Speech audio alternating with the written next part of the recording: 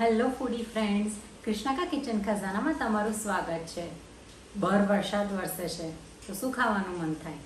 ઘરે ઘરે ભજીયા બનતા હોય છે. તો ચલો આજે બનાવીશું લોનાવાલા સ્પેશિયલ કુરકુરા મકાઈના ભજીયા. જો તમને મારા વિડીયોઝ પસંદ આવતા હોય તો લાઈક કરો, શેર કરો અને સબસ્ક્રાઈબ કરો. તો સૌથી પહેલાં મકાઈમાંથી આપણે દાણા કાઢી લઈશું.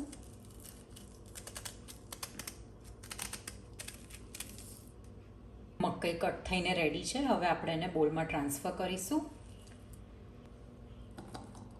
હવે અંદર એડ કરીશું મીઠું, આદુ મરચાંની પેસ્ટ, ધાણા, હળદર, લાલ મરચું, જીરું લઈશું હાથેથી ક્રશ કરીને. હવે આપણે મકાઈની સાથે આ બધી વસ્તુને મસાલાને હાથેથી આવી રીતના ચોળીને મિક્સ કરી લઈશું, જેનાથી મકાઈની અંદર બહુ સારું એવું મોઇશ્ચર હોય છે તે રિલીઝ થઈ જાય. આની અંદર તમે ડુંગળી ખાતા હોય તો ચોપ કરીને ડુંગળી પણ એડ કરી શકો છો. હવે આપણે અંદર એડ કરીશું 1/4 કપ બેસન, 1/4 કપથી થોડોક ઓછો ચોખાનો લોટ. હવે સરસ આપણે મિક્સ કરી લઈશું. તમારે ચોખાનો લોટ જો ના લેવો હોય તો બેસનનું પ્રમાણ ડબલ કરી દેવાનું, અથવા તો તમે સોજી પણ અંદર એડ કરી શકો છો. સોજીને પહેલાં ગ્રાઇન્ડ કરી લેવાની, પછી એડ કરવાની. હવે આપણે 2 to 3 ટેબલસ્પૂન જેટલું પાણી અંદર લઈશું. આપણે વધારે પાણી નથી એડ કરવાનું, જસ્ટ બાઇન્ડ થઈ જાય એ જ રીતના પાણી લેવાનું છે.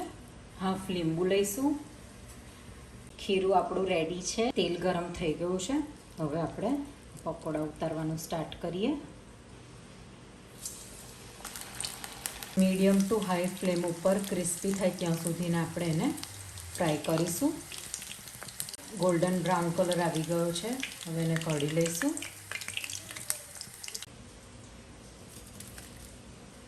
તો ક્રિસ્પી એવા મકાઈના ભજીયા રેડી છે. સર્વ કરી દઈએ.